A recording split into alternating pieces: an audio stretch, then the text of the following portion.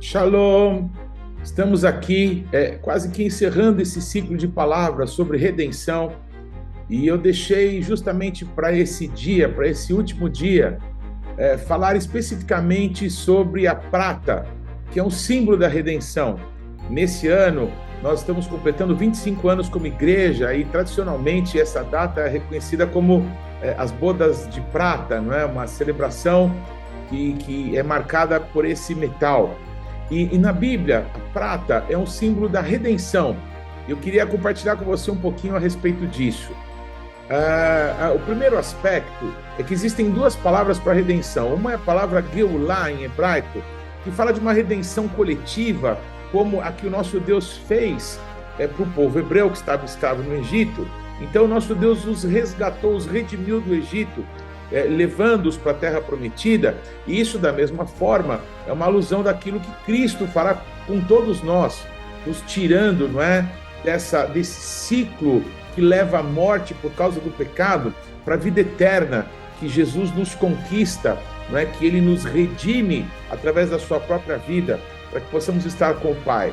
Uma outra expressão que temos usado aqui é a palavra pidion, em hebraico, que é o resgate por uma pessoa, por uma vida. É o que Jesus Cristo faria só por você, só por mim, se estivéssemos sozinhos nesse mundo. Ele se entregou por cada um de nós. Ele nos ama, não é? E com sua própria vida, Ele nos resgatou, nos redimiu, para que pudéssemos ser dele eternamente. Existem algumas pessoas na Bíblia que são resgatadas por prata. Um exemplo desses é o exemplo de Sara, que era mulher de Abraão, e ele disse, mais de uma vez, não é, que ela era sua irmã, e o rei dos filisteus, que se chamava Abimeleque, ele toma Sara para ser dele, e quando lhe é revelado por Deus que ela era mulher de Abraão, ele fica indignado, e ele dá a Abraão um resgate por tudo que Sara sofreu naquela confusão toda, um resgate de 1000 ciclos de prata. Também foi por 400 ciclos de prata que Abraão, ele resgatou, na verdade ele comprou, ele tomou para si a caverna de Macpelá, onde todos os patriarcas, eles foram sepultados, Abraão, Sara, ele comprou a caverna para sepultar a Sara, e aí depois Jacó, Isaac, Rebeca e Leia são os patriarcas que estão sepultados ali na caverna de Macpelá, que Abraão pagou 400 ciclos de prata para poder adquirir. Também José foi vendido pelos seus irmãos por 20 ciclos de prata. Então ele foi dado aos egípcios que passaram a ser dono de José. Né? Aqueles mercadores que venderam José no Egito tiveram o direito da vida de José em suas mãos pelo preço de 20 ciclos de prata. Lembramos, né, que Judas vendeu Jesus pelo preço de 30 ciclos de prata. E curioso é que o preço de 30 ciclos de prata era o preço dado para o resgate de um escravo ou pelo resgate de uma mulher. Não é? Quando uma mulher ela era dada como um voto a Deus para servir a Deus, se essa pessoa que deu a mulher como uma mercadoria quisesse resgatá-la, teria que pagar também 30 ciclos de prata. Então, a prata era o metal, era a moeda usada para resgatar, né, para transicionar vidas, para se tomar posse de pessoas ou de bens. Né? Então, esse é o símbolo da prata. Eu quero agora mudar de exemplo, continuando falando sobre a prata, a respeito daquele santuário que nosso Deus ordenou que fosse construído lá no deserto. Em hebraico se chama Mishkan. Nós tradicionalmente aqui no Brasil chamamos de tabernáculo, santuário. Muito bem. O santuário era feito de madeira, só que essa madeira toda era revestida por metais preciosos. E a madeira que era usada era uma madeira que dava ali no deserto. Até hoje, nos nossos dias, quando viajamos ali pelo Egito, pelo deserto, não é, da Judéia, aquela região mais desértica ali do Oriente Médio, é muito comum nós vermos na paisagem algumas árvores desse tipo. Em hebraico são chamadas de chitá, e em português é traduzido como madeiras de acácia, por ser uma árvore dessa família que conhecemos aqui no Brasil, aquela árvore que não dá frutos, não é? mas ela tem um cacho amarelo, um cacho bonito. É dessa família da árvore, que é uma árvore tipo de deserto. Curiosamente, quando o nosso Deus amaldiçoou a terra por causa do pecado do homem, o nosso Deus disse que a terra produziria espinhos e abrolhos. Então, espinheiros, acho que todo mundo conhece, não é? Mas abrolhos são um tipo de árvore que não dão fruto, né? Não dão fruto comestível. E a madeira de acácia ou chitá são um tipo de madeira assim. Então, é uma madeira retorcida. Tem alguma coisa semelhante aqui ao nosso cerrado no Brasil? Árvores baixas que têm o tronco retorcido. E a maior característica da chitá ou da madeira de acácia é que as suas raízes elas são muito profundas, porque precisam, por viver no deserto, buscar ali algum mineral, água, não é?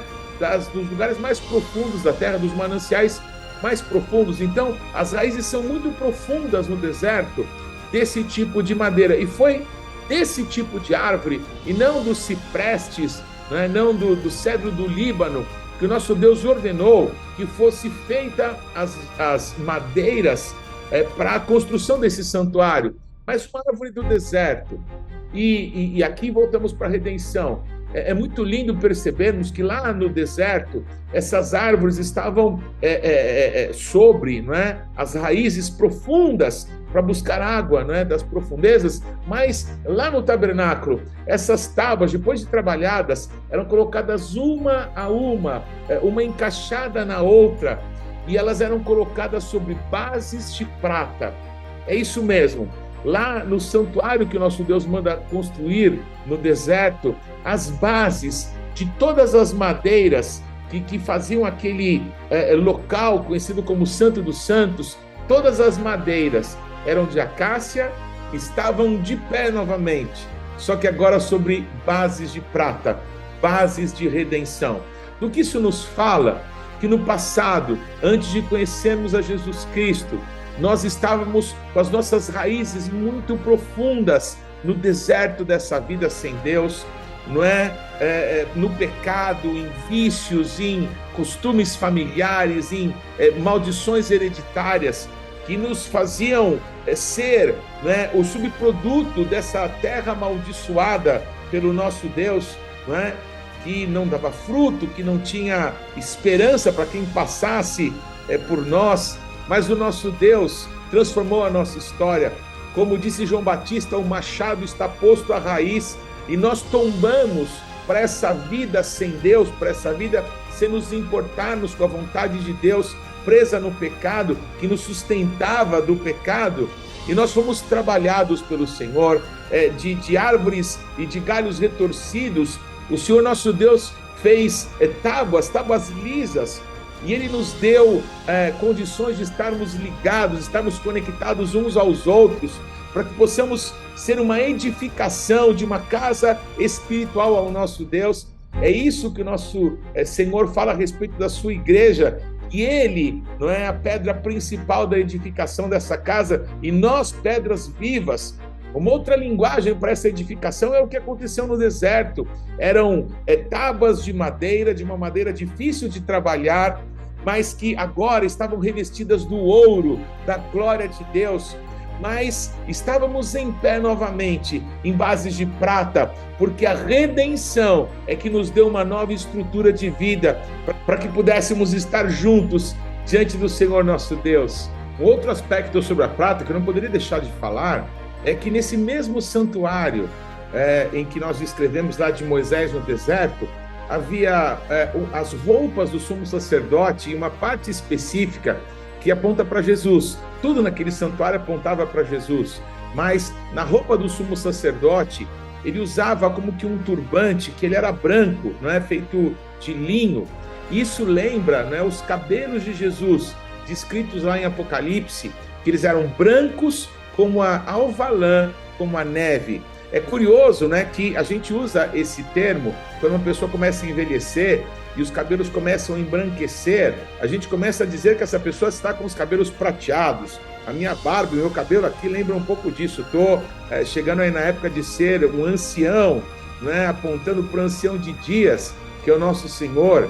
Mas, além dessa roupa do sumo sacerdote, esse santuário ele era cercado por 60 colunas, e essas colunas todas eram revestidas pelo linho, que fazia uma cobertura, não é, desse espaço. Então alguém que estivesse de fora, essas colunas eram altas, quase de 2 metros de altura, então uma pessoa só veria essa coluna, o topo dela, que era de prata, os pés, que são de bronze, e toda ela revestida daquele tecido, do linho. Quando João, o apóstolo João, vê Jesus glorificado no céu, lá na revelação de Apocalipse, ele descreve Jesus dessa maneira: ele tinha cabelos brancos como a alva lã, como a neve, ele tinha os pés descalços como que de bronze, polidos por uma fornalha, ele tinha vestes talares, vestes que cobriam todo o seu corpo. Cada uma daquelas colunas revestidas com esses materiais, cuja cabeça era de prata, não é? Isso nos fala da redenção do nosso Deus. Por isso o apóstolo Paulo, quando fala das armas de Deus, das armas da luz, para nos revestirmos de Cristo, tomarmos as nossas armas espirituais, que não são carnais, mas poderosas em Deus, uma das partes dessa armadura é o capacete. É o capacete que fala, não é, do turbante, da salvação que guarda a nossa mente, que fala da redenção que Cristo, não é, a coroa da redenção que está sobre todos nós pela vida de Cristo que nos foi dada. Então que essa redenção possa transformar a nossa maneira de pensar, a nossa maneira de viver, a nossa maneira de compreender que nós fomos redimidos, fomos resgatados, porque existe um Senhor de todos nós, que nos comprou por bom preço, para que nós deixássemos o mundo no pecado e estivéssemos todos firmes diante do Senhor sobre a redenção que só Ele poderia dar para nós. Que Deus te abençoe. Shalom.